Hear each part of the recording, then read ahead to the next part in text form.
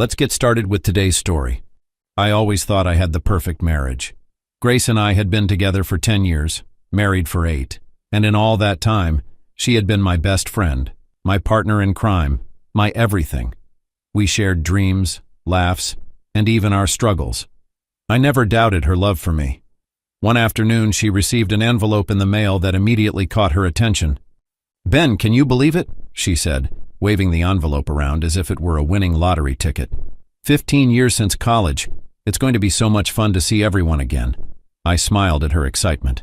Grace was always the social butterfly in our relationship, and it was one of the things I loved about her. "We should go together," she said, her eyes lighting up. "It'll be fun, and I'd love for you to meet some of my old friends." I hesitated for a moment. Social events weren't really my thing, but her enthusiasm was contagious. "Sure," I said. "Count me in." Her face broke into a grin and she kissed my cheek. "You're the best, Ben. It's going to be amazing, you'll see." The night of the reunion, she was glowing. She wore a sleek black dress that hugged her in all the right places. Her hair was styled, makeup flawless. She looked beautiful, radiant even. "You look stunning, Mrs. Harper," I said, pulling her in for a kiss. "And you don't look too bad yourself," she replied with a grin. The venue was a swanky hotel ballroom, the kind that screamed wealth and nostalgia. The place was packed with people who were already tipsy and reminiscing loudly. Grace introduced me to some of her old friends, most of whom were friendly enough, though a few gave me the once-over as if trying to figure out how I'd landed her. Then he appeared. "Jason?" Grace said, her voice high-pitched and breathy, a mix of surprise and something else I couldn't quite place. I turned to see a tall, athletic-looking guy with perfectly tousled hair and a jawline that could cut glass. He was the kind of guy who knew he was good-looking and didn't bother hiding it. "Grace, wow, you look amazing," Jason said, his eyes lighting up as he hugged her. "This is my husband, Ben," Grace said, gesturing to me, though her tone seemed slightly off, almost nervous. "Ben, nice to meet you," Jason said, extending a hand. His grip was firm, his smile charming. "Nice to meet you too," I said, though something about him immediately rubbed me the wrong way. As the evening wore on, Grace and Jason seemed to drift toward each other, caught in their own little bubble. She laughed a little too much at his jokes, touched his arm a little too often. I caught her looking at him. She wasn't just glancing at him. Her gaze lingered as if she were seeing someone she hadn't quite forgotten. It gnawed at me, but I told myself I was being paranoid. Still, I couldn't shake the unease. When we were alone for a moment, I leaned in and asked, "So, what's the story with Jason?" She blinked, her smile faltering just for a second before she waved it off. "Oh, Jason? We were just friends in college, that's all." "Just friends?" I pressed, watching her face closely. She nodded quickly, her tone light but forced. "Yeah, Ben, just friends. Don't read too much into it." I wanted to believe her, so I let it go. After all, I trusted her, but something about the way they interacted lingered in my mind, nagging at the edges of my thoughts. I tried to shake it off, convincing myself I was just overthinking. Grace was my wife, my best friend. There was no reason to doubt her. The day after the reunion, I started noticing subtle changes in Grace. It was like a switch had flipped overnight. She was on her phone more often, her face lighting up with smiles at texts she wouldn't share with me. She seemed distracted, like her mind was somewhere else entirely. The next morning, over coffee, I tried to brush it off. Maybe it was just the excitement of reconnecting with old friends, I told myself. "You seem chipper this morning," I said with a smile. "Oh, do I?" she replied, almost absent-mindedly, her eyes flicking to her phone again. She also started going out almost every day. "A few of my friends are staying in town for a bit longer," she said casually that evening. "We're just grabbing drinks and catching up. It's only for a week." It sounded reasonable enough. I mean, she hadn't seen these people in years. Of course, she'd want to make the most of it. Still, I couldn't ignore how vague her plans were. "Who are you meeting?" I asked one evening as she grabbed her purse. "Just a couple of the girls from college," she said, already halfway out the door. "I'll be back before too late." But as the week went on, her outings stretched later and later into the night. When I asked about it, she always had an excuse. There was just one more drink, the conversation ran long, or she lost track of time. Around that time, she also started avoiding intimacy with me. When I reached for her in bed, she'd pull away gently, mumbling, "I'm tired," or "I have a headache."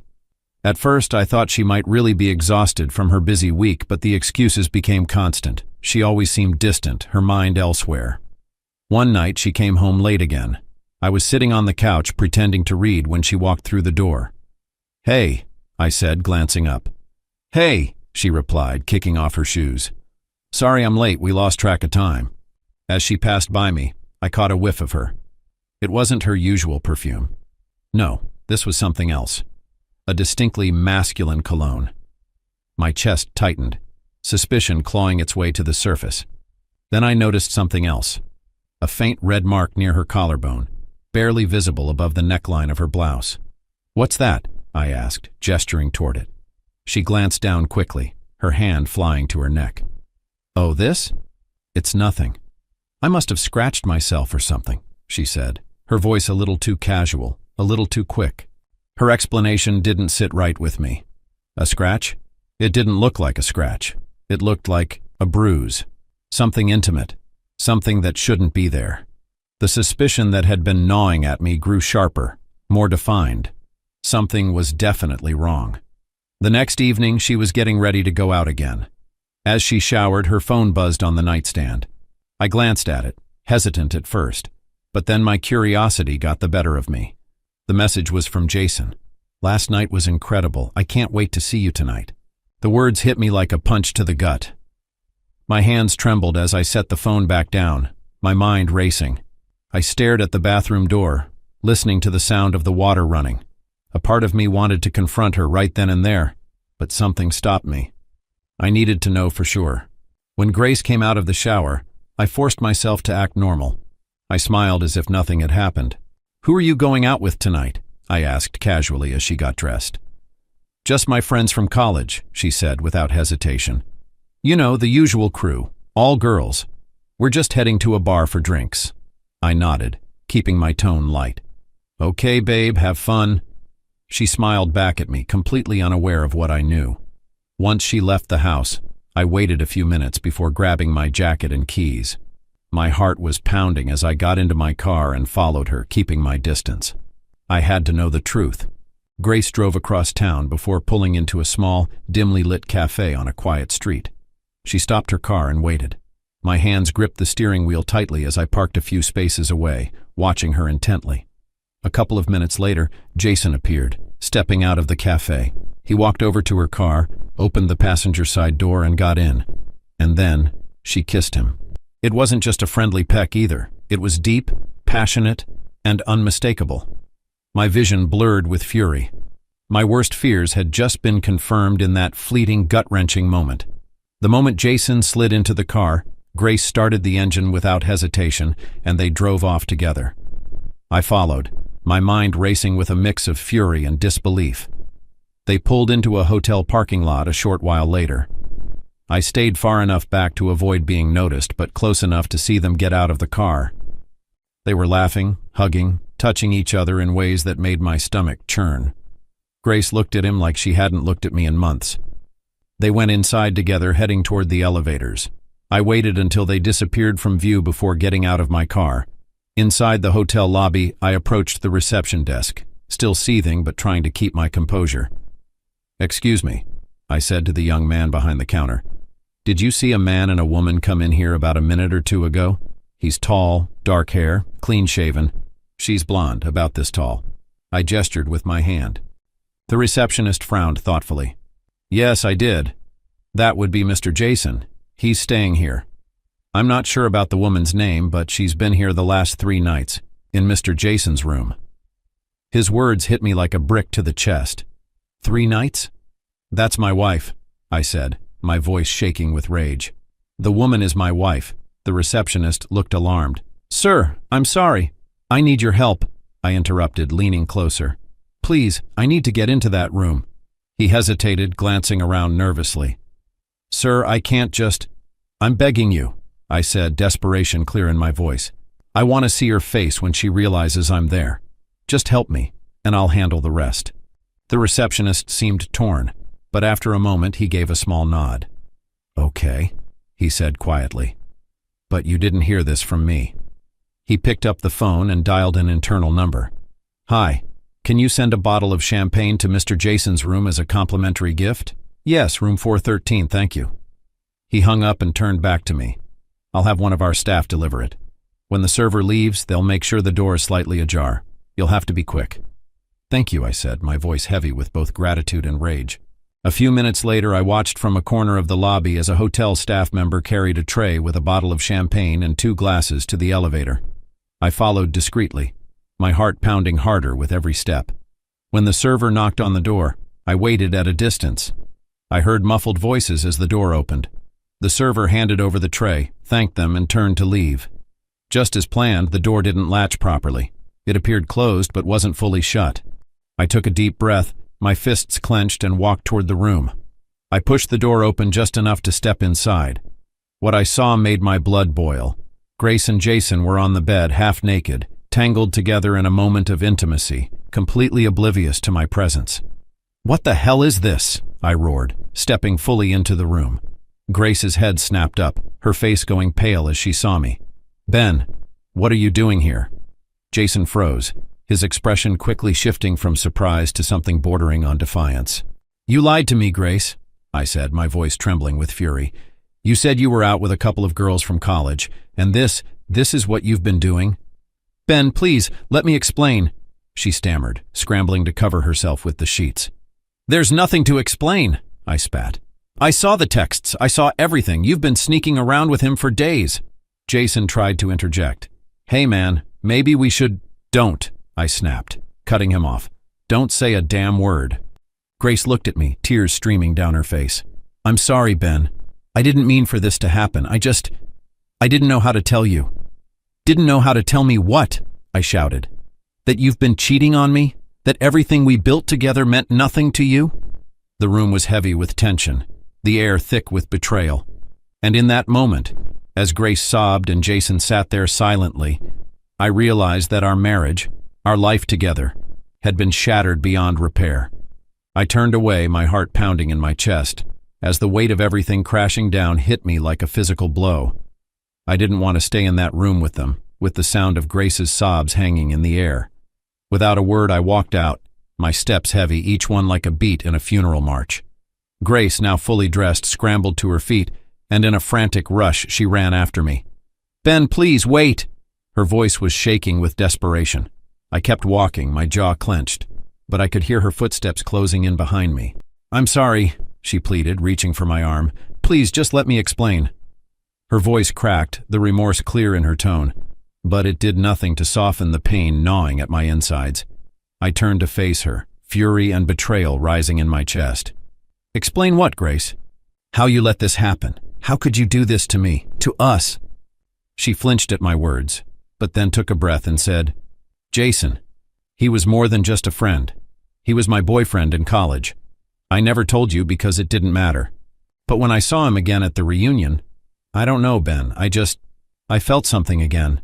I thought I could control it, but I couldn't. You didn't just feel something. You slept with him, Grace. You threw away everything we had for, what, a moment of nostalgia? My voice broke with the last words, the disbelief still fresh in my throat. Grace's face crumpled. I never meant for it to happen like this. I love you, Ben. Please don't let this destroy everything. I shook my head, stepping back. I can't look at you the same way anymore. I thought I knew you, but this is something I can't come back from. Tears welled in her eyes and she reached out for me again, her voice pleading. I'm sorry. I didn't want to hurt you. I never wanted to lose you. I love you, Ben. Please don't walk away from us. I could feel my anger simmering beneath the surface, but it was overshadowed by the hurt, the deep betrayal that clawed at me. You already lost me, Grace. I can't forgive this. Her eyes widened in panic. No, please don't say that. We can fix this. We can go to therapy. I'm done. I'm filing for divorce, I said, cutting her off. The words felt like a finality. The last bridge burned. Grace shook her head violently. No, Ben, please. I love you. I didn't mean for it to go this far. It was just a mistake, a stupid mistake. Please don't leave me. I stood there, the weight of her pleas pressing down on me. But the truth was, I couldn't stay with someone who had betrayed me so completely. It's over, Grace. I can't trust you anymore. I won't live in a marriage built on lies. Her face twisted in anguish. You can't do this, Ben. You can't just walk away from everything we've built. If you divorce me, I'll take everything. Do you hear me? Everything. Her voice grew sharp, wild, and I saw the desperation, the fear in her eyes. She was losing control, and I could see how far she was willing to go to keep everything she had. I paused, my mind racing. You want everything? I asked, my voice cold. Sure. We'll see about that, I said, the irony heavy in my voice. Without waiting for her to respond, I turned and walked up to the reception. I paid for the champagne, tipped the receptionist for his help, and then walked out of the hotel. I couldn't believe it. My own wife was trying to take everything from me as revenge for the divorce. But she hadn't considered one thing. I wasn't just going to sit back and do nothing. I got into my car, heart heavy with the weight of betrayal, and called a locksmith. Hi, man. What's up? I said, my voice steady but tense. I need you to come by my house as soon as you can. I want to have all the locks changed. I didn't want Grace to have any way back into our home. She had taken everything she could from me emotionally, and I wasn't about to let her take anything else. I didn't care if she had nowhere to sleep. She could go back to Jason, I guess. The locksmith arrived quickly and did his job. Afterward, I grabbed a few of my things. I didn't want to stay there for even a minute longer. The house that had once been filled with warmth now felt cold and foreign, haunted by the echoes of betrayal. I drove to a hotel and checked in. Once in the room, I did the only thing I could think of to protect myself, protect what little was left of me. I transferred every last penny from our shared bank accounts into my own, making sure she wouldn't get a dime. But I didn't stop there. The next day, I donated every single asset we had accumulated over the years, except our house, to charity. When the divorce papers finally came through, it was over. The lawyers handled everything, and I ignored her frantic calls and messages filled with pleas and apologies. I was numb, with nothing left to say. With everything else donated to charity, the only thing she could ask for was the house. I kept it, and eventually sold it, using the money to make a fresh start in a new city.